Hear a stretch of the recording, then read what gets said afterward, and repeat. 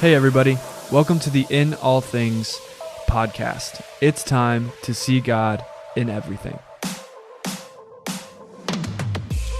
What is going on, everybody? Welcome back to the In All Things podcast. We're excited that you are listening or watching with us today. And if you're watching, then the surprise is already ruined. But if you're listening, you don't know yet. We have a special guest here with us this morning. And she told us a little bit ago that this is her first time ever on a podcast. So we are honored so don't to judge be me. we are honored to be the first podcast that she's been on. But I'll kind of set up why she's here, and then I'll turn it over to her to maybe give us a little bit of who she is and what she does and how she ended up here in front of our microphones today. So a couple weeks ago, we had a conversation here on the In All Things podcast we called it Mental Health in the Church. And we spent about an hour, me, Steve, and Jared, just talking about the church's relationship to mental health over the years and how that's changed and maybe the not so great things that the church has done and how it's gotten better and the room for improvement, along with our own personal interactions with this conversation as a church staff and things like that. And we ended that conversation, and Jared and I specifically kind of had this moment of like, man, we could have gone on for hours. We just kind of scratched the surface with what we could have talked about.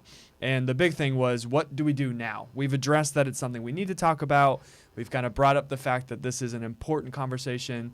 But now what? Where do we go from here?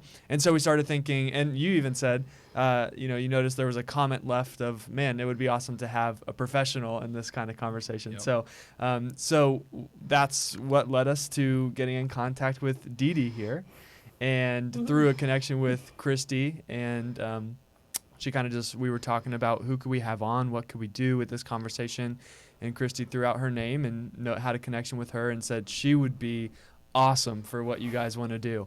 And so we reached out and she said yes, and here she is. So very quick. I'm a little terrified. It was a quick turnaround. I think I just got asked, Thursday? I think it was, yeah. Now you're here on Monday. So we're so excited. We're honored that you gave us some of your time and some of your insights. So let's just start here. Introduce yourself to all our people and just let everybody know maybe just some of your background, some of your story, what led you to do what you do, what do you do, and all those kinds of good things. Good things. So yes, my name is Dee Dee Doling-Dade, and I'm a licensed independent social worker, therapist. I own 3D Pathways in Canal Winchester, Ohio. I've been in the field for about 15 years, so even though I'm a social worker, my entire practice has been therapy. I started out in the hospitals doing suicidal, homicidal ideations and assessments, moved on to residential youth services, and then spent about 7 years at Nationwide Children's Hospital. So, and in my time there, was really fortunate and blessed. I got some really great cognitive behavioral therapy training from the Beck Institute at Nationwide Children's, which is really a training that's devoted to borderline personality disorder, as well as suicidal ideation and self-harm. So that was, I was really blessed to be able to have that training. The story of why I opened the practice, I was raised in a pastor's home and kind of got a upfront view, right, of what it's like to be in the ministry and the pull that it has spiritually, emotionally, mentally. And I went as far as I could in doing therapy without the spiritual component. So I was really limited in how I could pull in the spiritual aspects of it. And for me, my personal story, there was a little prodigal moment. That spiritual piece was that piece that I was missing. And so I think you made the comment during your last podcast, like right at the end, about that holistic approach, right?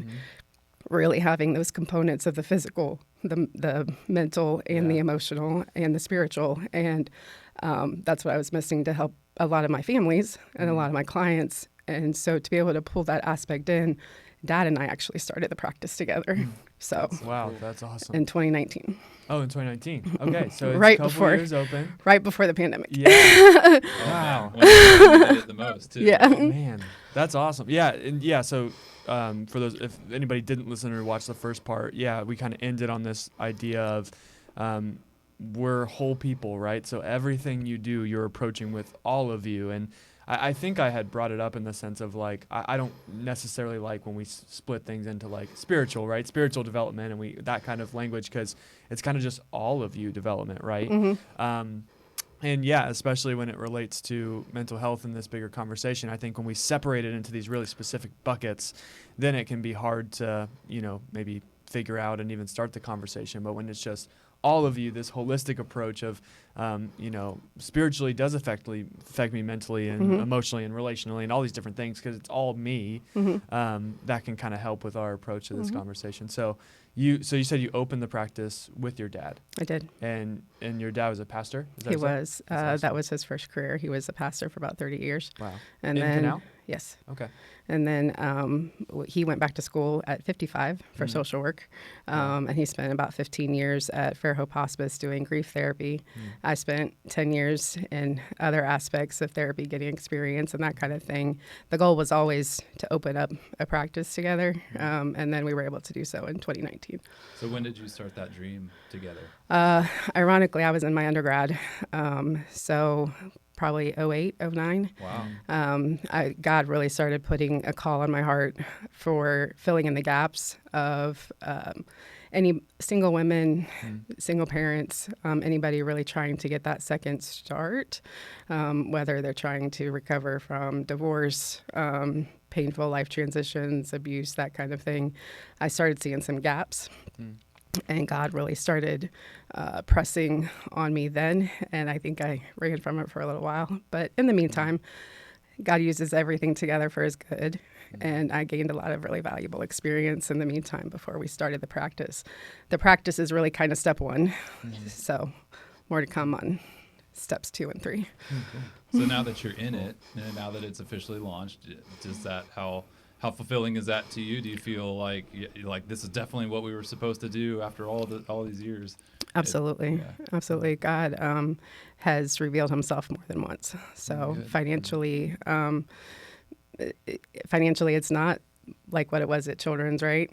But I'm way more fulfilled because I'm fulfilling the purpose that God's created me. So I love that. And we could spend a lot of time on this, but it's maybe more needed than ever before, right? So for you started in 2019. Yes. And then the pandemic happens. And what has that shift been like from your perspective? What have you seen coming out of the pandemic? Have you seen way more maybe influx of people needing what you guys do, or even just the kind of things being brought before you changing? Like what are some of those maybe shifts you've seen? So I don't think it's any news, right? Yeah. That isolation, depression, the suicide ideation, and even attempts have skyrocketed over the pandemic. You mentioned that even on your last podcast. I think what we're seeing now, even still, as a result of that, people getting divorced, people increased hospitalizations. I was on a webinar for Face the Nation, Pain in the Nation. I have it written. But the opioid use and suicidal ideation has skyrocketed since the pandemic, for sure. So definitely an increase in even some teens from the social media bullying, because that was what they were using as their connection outlet. So just all the way around, a lot of hurting, a lot of loneliness, for sure. I've heard it said, I wonder if you would agree, that the pandemic brought out or maybe escalated things that were already there in a lot of people. So it's almost like this stuff might have come out 10, 15 years as they really sat with it, whether it be depression, all these different things. But the pandemic, that was like lit the fuse and made it happen really quickly for a lot of people, of just like, now I'm forced to deal with issues in my marriage or whatever it is, because we're stuck at home, or we've got this period of time of, things being kind of shaken Shake up. it up. And I don't know if you would agree with that, or if that's maybe just like something I heard and heard in passing. But I don't know. It seems like maybe it's both and, right? For some people, it maybe elevated issues in the home or issues within themselves because they were forced to deal with it and be more isolated, right? But for some people, maybe that caused things that were never there. Who knows, right? Maybe it's a mixture of both. I mean, I do agree. I think it became this issue of not only am I forced to deal with me and the person in front of me, but I don't have any of my network. There's only so much you can do via video screen. I did therapy via the video screen for 2 full years. And while some people do very well in it and some people continue to do well in it, there is this missing component of that 3-dimensional connection. And people weren't able to go to church. People weren't able to go to dinner with their friends. And so now all of a sudden, my husband not washing out the sink, right, from the toothpaste or the shavings is now this big, huge problem because I don't have any other stress relief. I don't have any other coping mechanisms that I can utilize. Yeah, any outlets. Yeah. Being alone with your own thoughts is tough, right? Like you're saying, nobody to express things to the way that you have been or that you're used to, and then all of a sudden the lockdown happens and all of your thoughts are just bottled up and you dwell on things, and past trauma and past grief starts to swell, and then the next thing you know, you're in your own mental crisis, and then that's where you step in, and that's So awesome cool. though. That, Yeah. I mean, if you think about it, what a God thing that happened for you in your career when it did, because of how much need there was going to be through COVID. And we talked a lot in our last episode about just the lack of licensed counselors or even qualified people that have any idea what they're talking about. And so definitely the fact that you were able to step up when you did, I'm sure that was huge for a lot of people. Yeah, I was just about to say the same thing. I mean, for you, sitting on this dream, this idea from 2008, 2009, starting to, this could be a thing. This is something I feel like God's leading me to. And then 2019, allowing it to, it happens, right?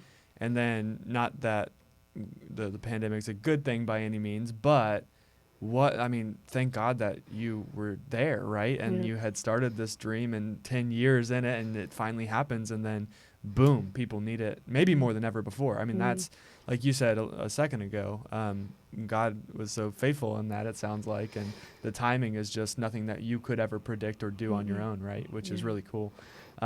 So what we wanted to do, kind of bringing you in here today, is kind of that second piece of this conversation of what can we do? We're been around for 20 plus years as a church, and this conversation of mental health obviously has developed a lot, and our staff has developed a lot, and obviously this is something that we talk about a lot, and it's something that as a staff we're constantly wondering, is it a sermon series? Is it a constant thing we address? Is it, do we just have lists of people we refer? Like what can we do to better partner with licensed professionals like you, to show that this is a real thing, and we want to give our congregation, people that we serve, the help that they need, right? And I'm sure from your experience, you've seen pastors and churches try to be the end-all be-all help in this conversation, right? And that's not always a great solution.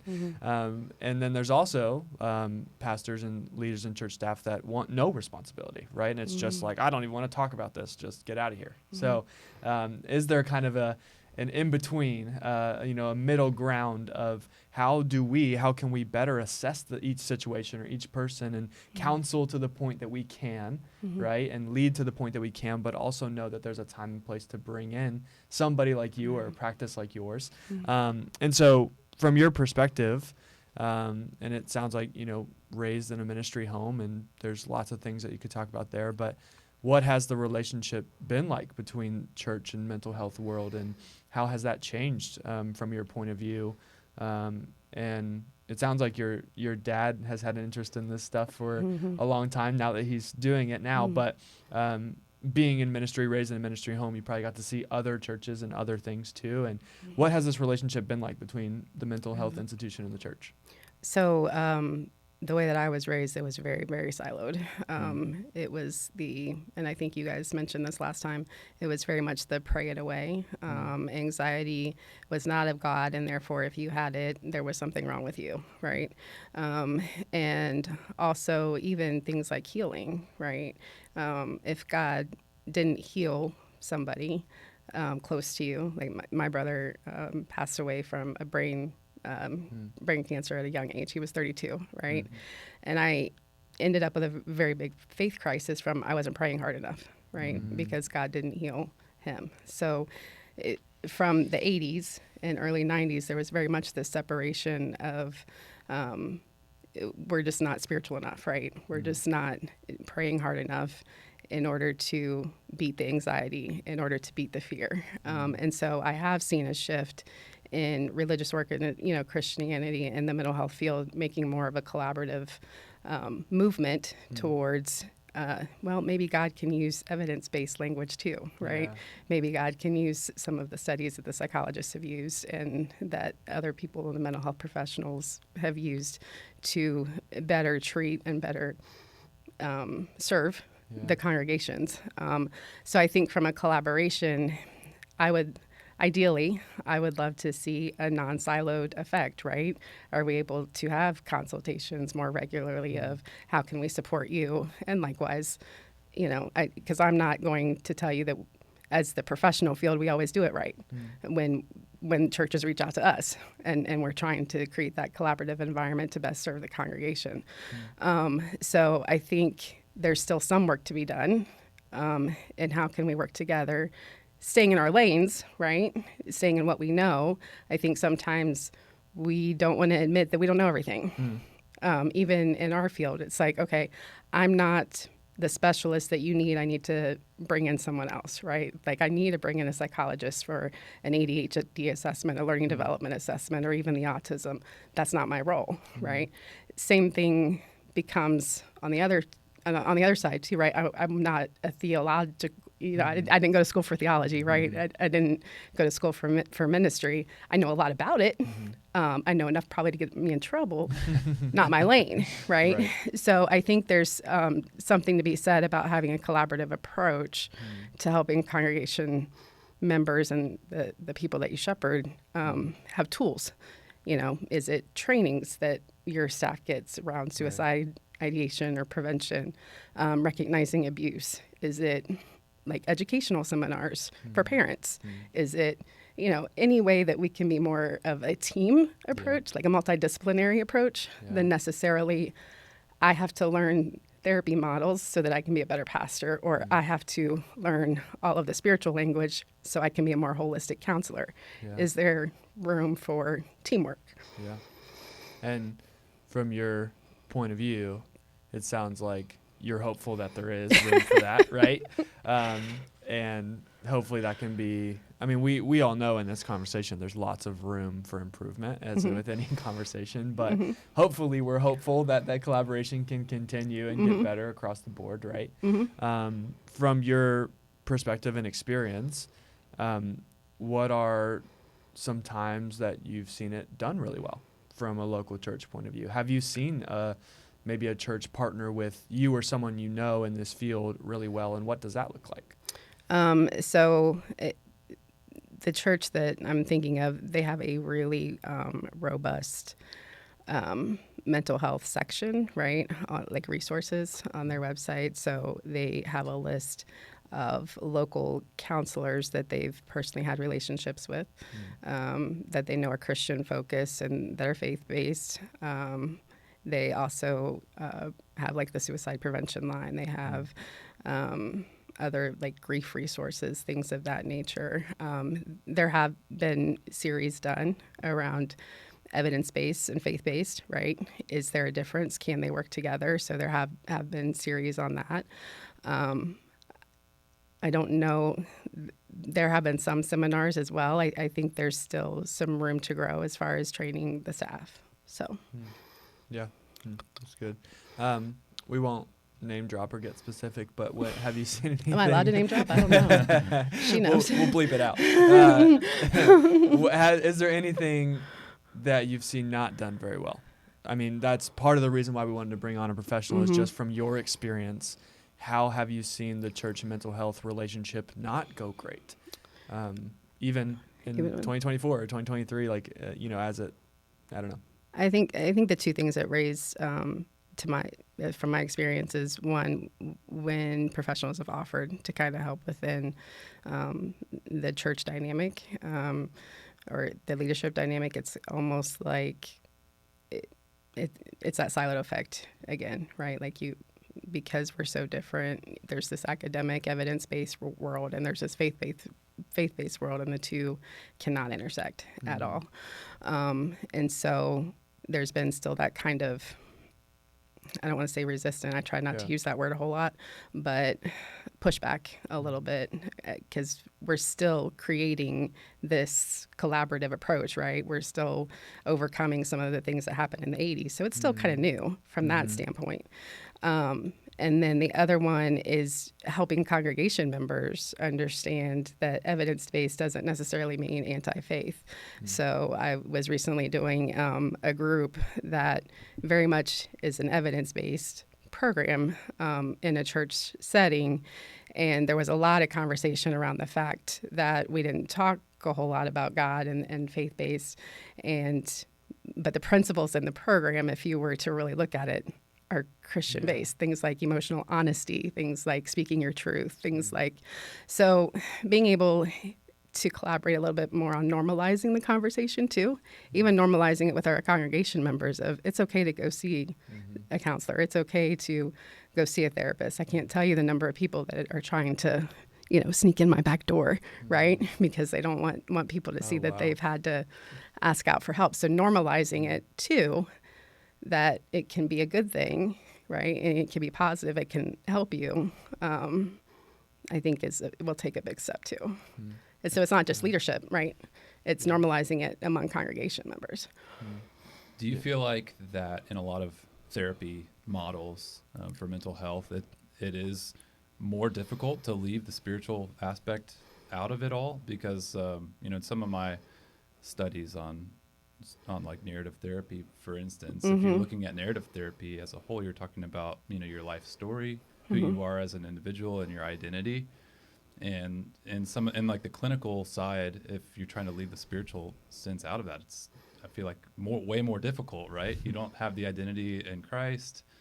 You can't talk about being, redeemed and, your salvation journey. It's just about your, earthly body. Do you feel like that's a pull between kind of like the clinical scientific side and the church, and trying to is it difficult for you to convince people outside of the church to be like, oh, we need to marry these two concepts together because they do work hand in hand? So it's been really interesting how God opens those doors. In cognitive behavioral therapy, you focus a lot about your thoughts and how they affect your feelings, reactions, that kind of thing. In dialectical behavioral therapy, we pull in a lot of those mindfulness meditation practices, which are spiritual based, right? So by using those strategies initially and then saying, okay, what are we doing for the spiritual piece, right? What are we doing for the quiet? God kind of has allowed the doors to open versus me forcing it, if that makes sense. It is hard for me to leave out God language and spiritual language all of the time, just because of my personal passions and my personal focus. And yet I'm also very much aware that meeting them where they're at and having them, respecting their right to self-determination, God and the Holy Spirit kind of allow that conversation to happen, organically, versus me having to lead with that. Do most of your clients that you have, your individual clients, are they from a faith background or are they or not? Actually, I probably have 50-50. Really? Yeah. Wow. And is that, obviously kind of having this conversation now, is that more difficult for you? Like, would you rather most of your clients come from a non-faith background or faith background? Just from a, from a success standpoint, you're trying to be successful with them if they're not willing to open up spiritually or even have those conversations. Do you feel like that is more difficult, or? That's a loaded question. You might want to edit this part out. Sometimes it's even harder with people that have a long faith-based background. Interesting. Because we are so pre-programmed that we're just going to pray it away, and we're going to get resources from church, and we're going to let God take care of it. Sometimes it's harder for them to even come in the doors from a faith background. That is interesting. We're not editing it out. That's so good. I think that's really important.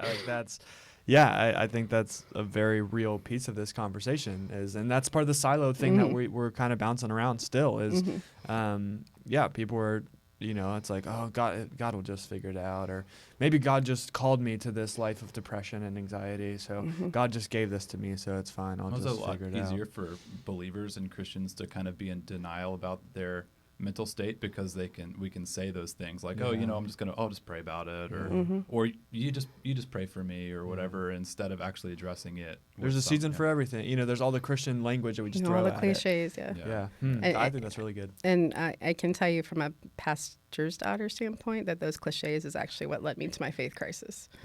So it really led me into about a 10-year of I'm not sure about this relationship with Christ anymore, and I'm not sure that I want to be involved in a church family. The cliches can be very damaging. That's tough. Wow. I mean, we've got Christy Johnson in the room, not with a microphone, but she's back there. And, with everything that you guys went through losing Brock, there's lots of cliches thrown at you. And you've said before that that doesn't help anything, right? Just kind of he's in a better place now. Right.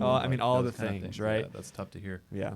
So I think you're not the only one in that, for sure. Man, I there's so many different ways we could go with that.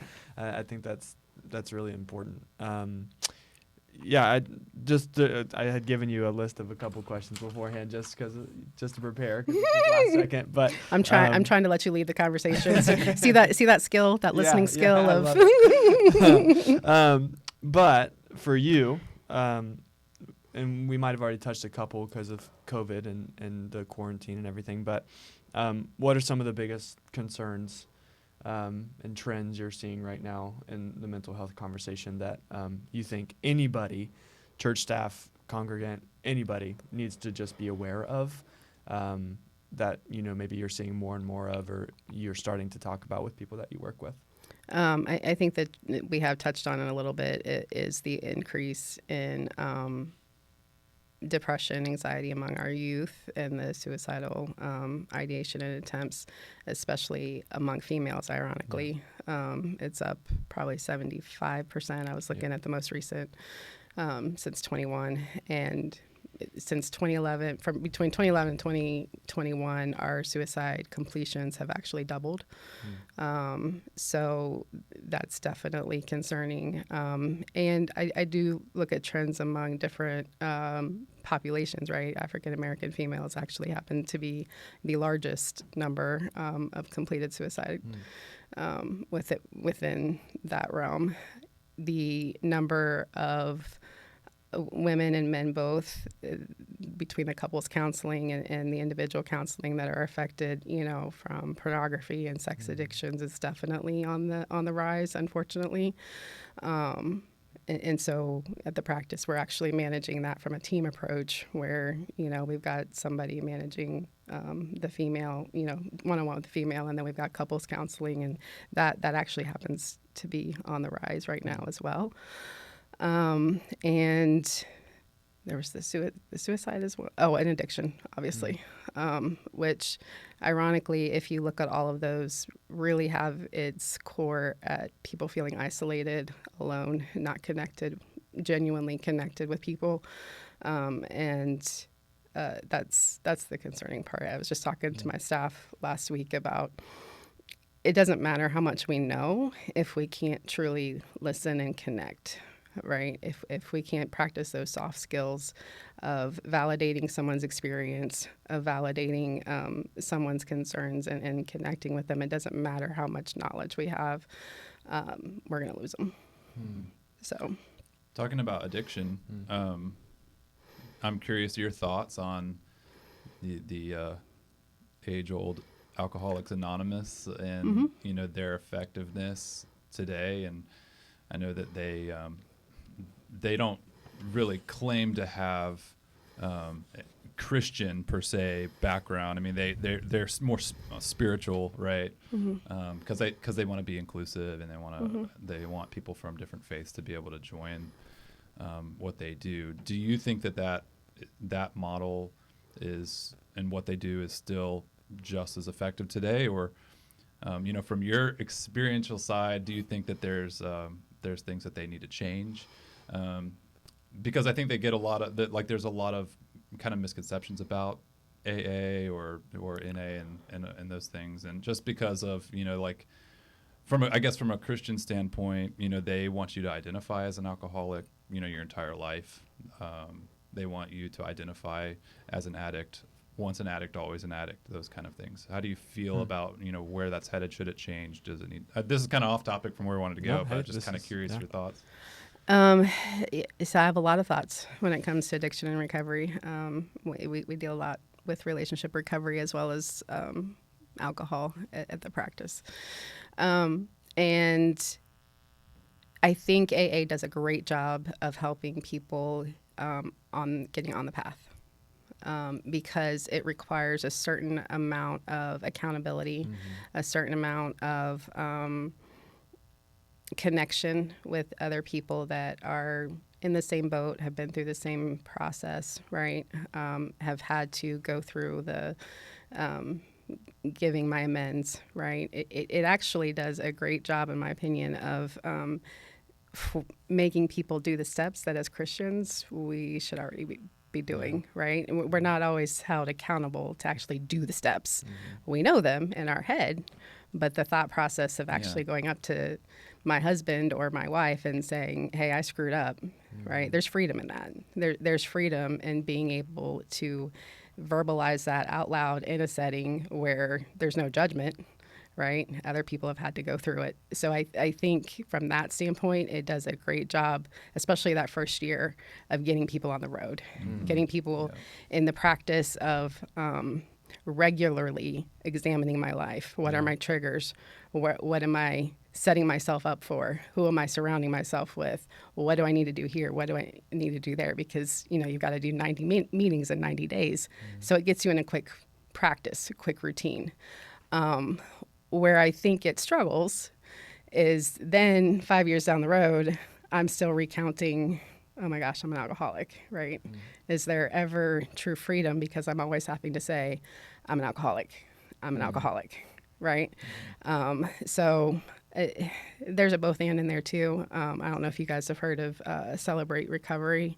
It's more of that Christ-centered. It still has very much the 12 steps and the choices, but it incorporates a lot more of the biblical principles. And it's a little bit of a double-edged sword, because you'll have people give their own testimony and accounts of like, oh yeah, I was sober for 15 years and I thought everything was fine, but you know, then my addictive tendencies pulled me right back into it. And then maybe if I was in a program like AA where I was constantly I went to a meeting for an assignment I was doing last year, and there was a lady in there who stood up and she was like, hello, my name is whatever, and I'm an alcoholic, and I've been sober for 60 years. And I'm like, I wouldn't really consider you an alcoholic, you know, but because of, she knows that she needs that accountability, and without it, she would slip away.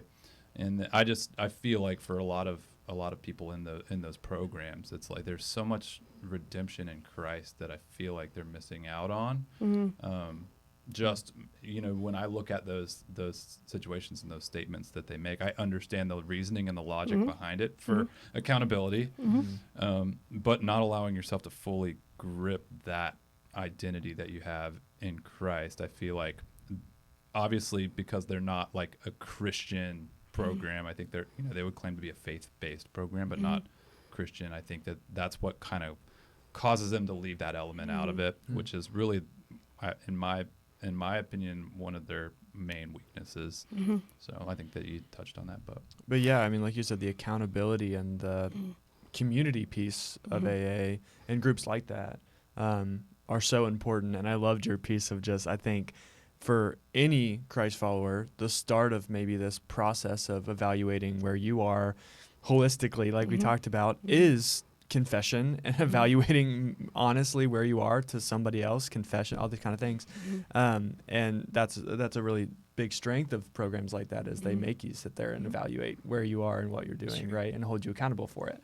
And a lot of Christians, the downfall for a conversation like mental health is we never even get to that step, right, of just being honest, or having somebody kind of maybe not force us, but allow us to be honest, right? So we just cover it up and everything's fine and no big deal. And that could be the start of, a long battle with this kind of stuff, Well, and if you think about it, and I'm preaching the choir on this, if the enemy can keep you in isolation with anything, right, whether it's mental health, addiction, whatever, he can keep you from really realizing your true calling and true potential because of the shame, right, that continues to build and build and build. So yeah, and I mean, we've talked about it a lot on here, and as a church staff we talk about it a lot. Like, we weren't designed to do this alone, right, to do any of this alone. So especially with these bigger conversations of depression and anxiety and suicide attempts and all this kind of stuff, I mean, how much more should we not be doing that stuff alone, right? But the enemy would love for us to do it alone because it's easier for him to get in our heads. And his main method of deception is lying to us and giving us half-truths. And he can do a lot of damage if he gets in our thoughts, right? So, yeah, I think that's really good. So I think we've danced around a lot of different things. And, we've brought up some really good stuff. I think people listening, watching are probably already sitting there thinking about, man, there's maybe even just my perspective or way I think about this stuff needs to shift. What would you recommend as a church staff, as a church as a whole? Clearly, I think we're at a place where we want to do a better job. We want to partner better maybe than we have. From your point of view, if you would just say, or you would recommend, hey, here's the next couple things, or here's the next couple steps, or from your point of view, what you would recommend for us to continue to get better in this conversation and be better shepherds of our people, what would those next couple steps be? Where would we go from here? Definitely regular consultations, right, with people that you know of in the community that would be willing to offer some trainings, right, of how do I recognize signs? What are things that might need further evaluation or assessment versus what are things that we could handle as far as the shepherding, right, the counsel piece.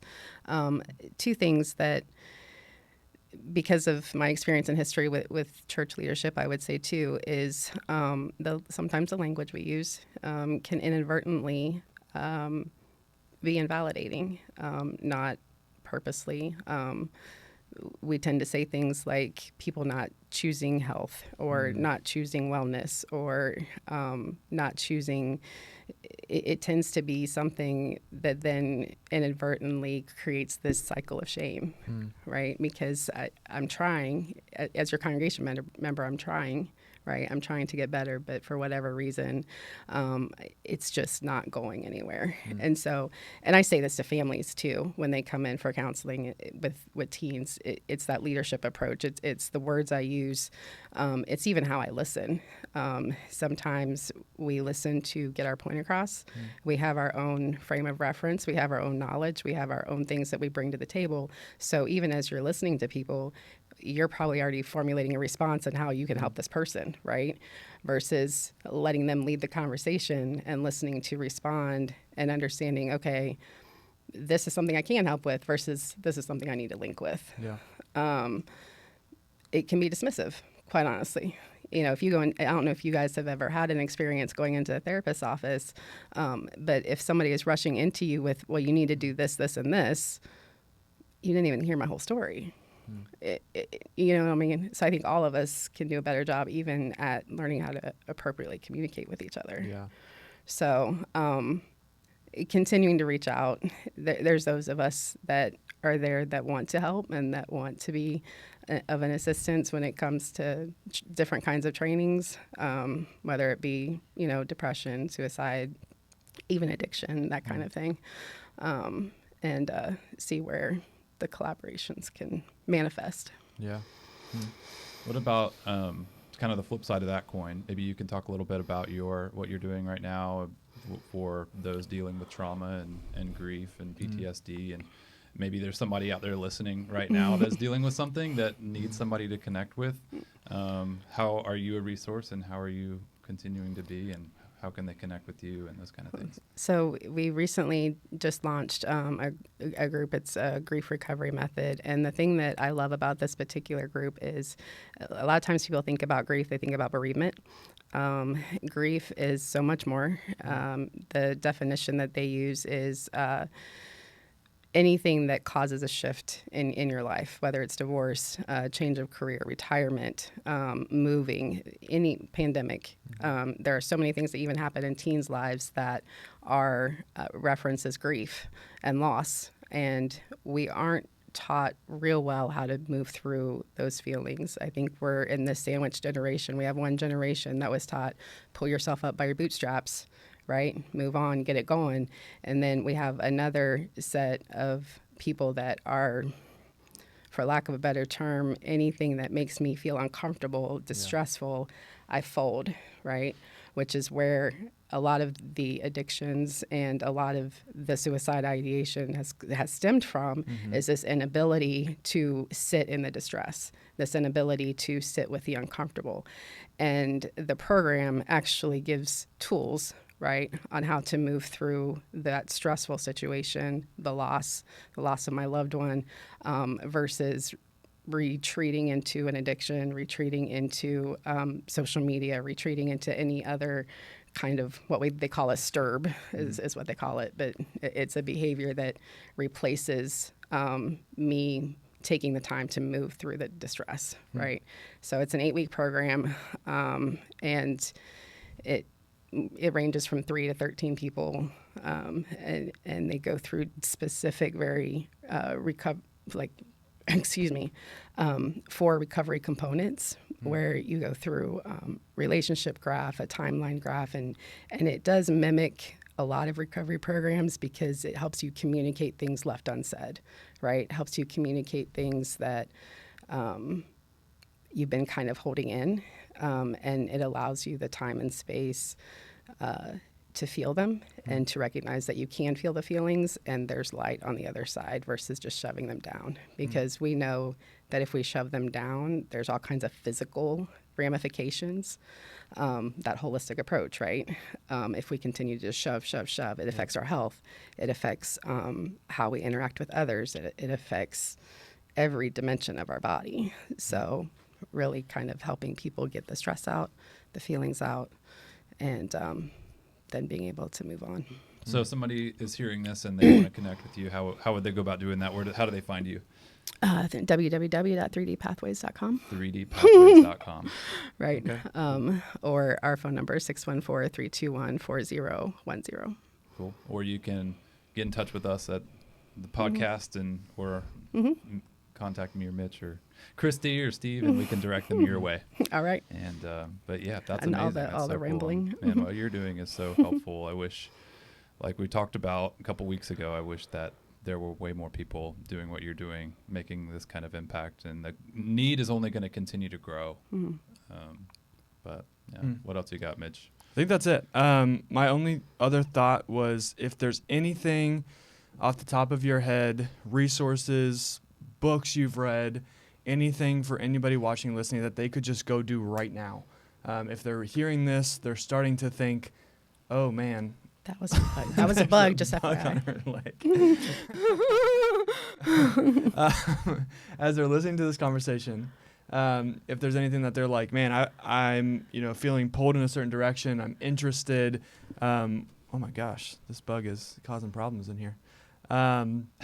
Where can they start? And then we'll end on that after that distraction.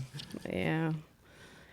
Gosh, there's so many. I think the one that comes to mind for this setting, though, is Scazzero's Emotionally Healthy Spirituality series. I don't know if you guys have heard of that. I have heard of that, His wife has a series as well, and it's got a workbook that goes with it. But it really starts to integrate the emotionally mature and spiritually mature individual, and it's a great place to start.